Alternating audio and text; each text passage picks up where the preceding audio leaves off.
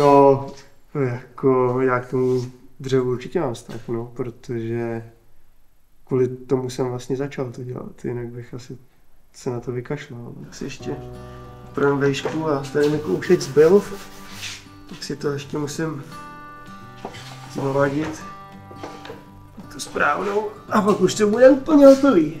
Za mě to bylo dobrý kvůli tomu, že on přesně dělá tady ty věci, které mě serou, jako je nevím, účetnictví, komunikace se zákazníkem. Já chci dělat tu práci a nechci řešit ty věci okolo. Jakože baví mě to hodně, i takhle jako v truhlárně, ale dřív, jako když jsme úplně začínali, nebo když já jsem si tak jako dělal fakt pro sebe, tak mě to bavilo ještě asi trošku víc.